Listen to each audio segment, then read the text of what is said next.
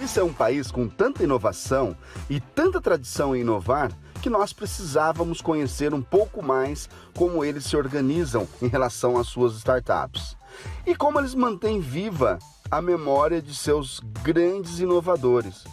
Não é uma memória que é mantida tão celebrada só porque existiu. É uma memória que é admirada, experimentada e revitalizada todo o tempo, justamente para inspirar ainda mais inovações.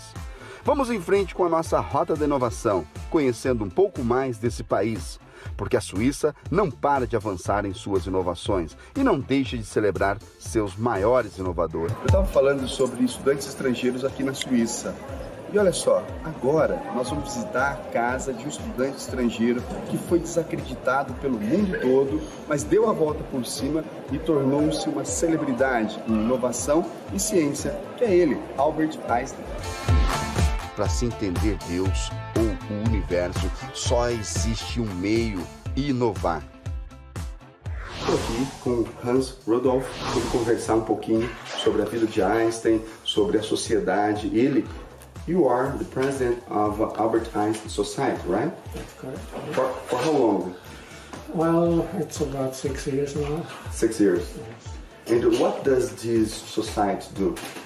Well, the society commemorates Einstein's life in Bern and his work in Bern, which includes the Annus Mirabilis 1905, where he did a number of very famous papers which really changed the world of physics.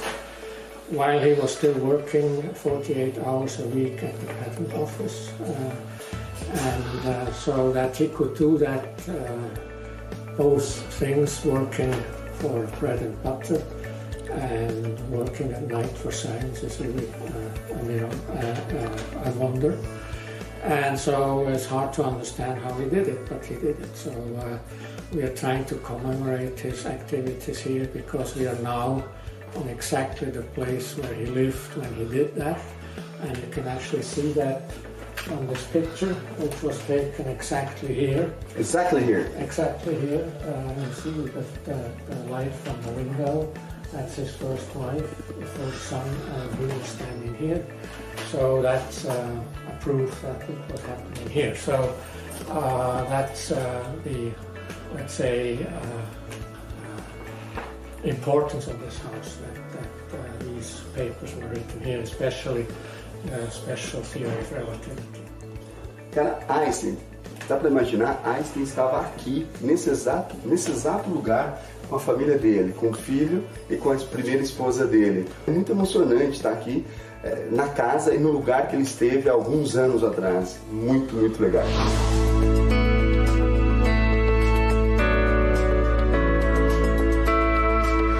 For how long he lived here in this house? In this house he lived for almost 3 years. 3 years.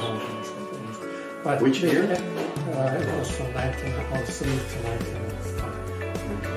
But the important thing is that when he did these famous papers, that's when he was here. That's the important thing.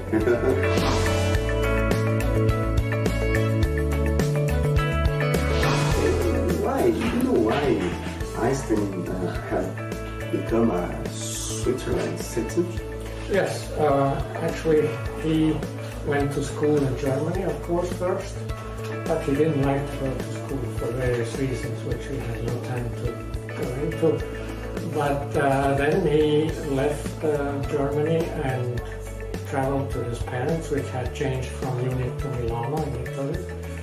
And he had no final exam of the high school, so the future was open and it was not clear what he should do. And then he knew, or somebody knew, that there was a school in Zurich, the Polytechnic School in Zurich, which allowed to get students which had no final exam of the gymnasium, but had to pass an entrance exam.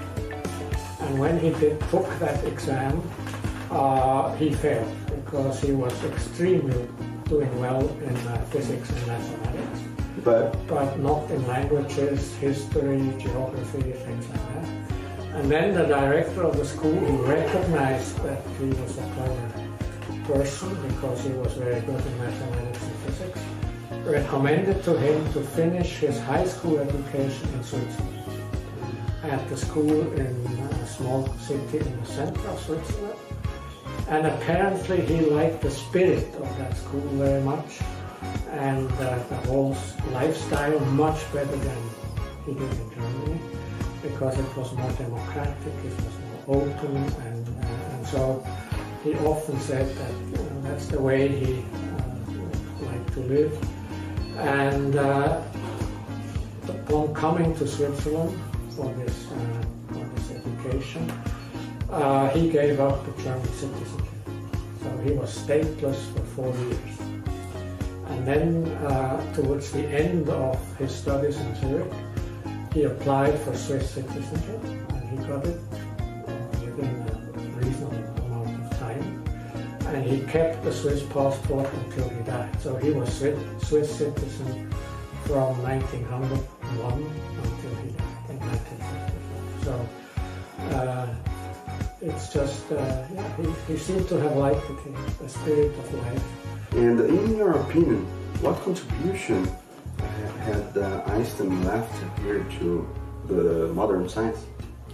Well, a lot. I mean, of course, these 5 papers in the 1905 in this Annus Mirabilis changed the world of physics, as I said, and all the things he did there are still indirectly valid today. And I mean, he was well advanced of his time. Usually, the light quantum hypothesis, and that light also can be viewed as light quanta, is of course behind the photonic technology, and so he also, a bit later, one has to admit, put the basis for lasers, for intense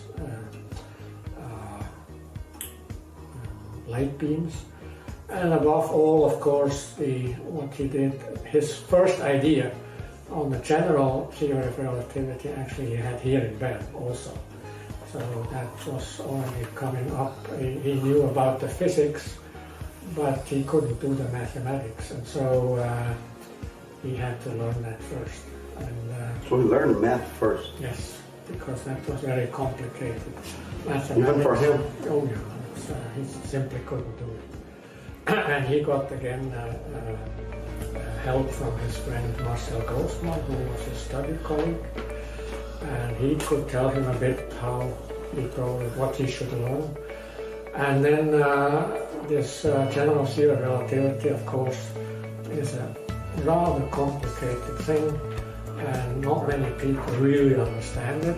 But one has to say, let's say nowadays everybody has a GPS on his handy or in the car, and if one could not do corrections based on the general theory of relativity, these things wouldn't work.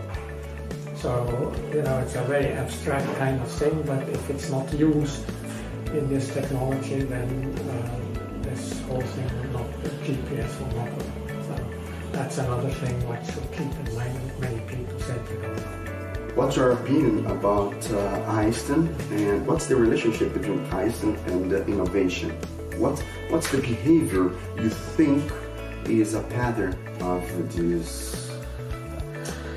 Well, as I said, he was usually way ahead of the real innovation. He recognized things which then were realized only much later. Like, for instance, this first basic work on which then later became the realization of lasers 40 years later than he did it. 40? 40 years. Then the equivalence of energy and matter, which was then proven only 25 or 30 years later. So in a way he was always much ahead of his time, and the innovation was then done much later on. But the seed of the innovation was later. It was so nice to talk to you. Man, nice to meet you. It's a pleasure to me to be here. I mean, I'm gonna grab some energy from here, and maybe I will be. I want to be a little bit more intelligent, so I'm here just to grab it, man. Yeah. Okay, this is the exercise. Get some energy and feel like Einstein. Just feel. Okay, thank you. Thanks very much.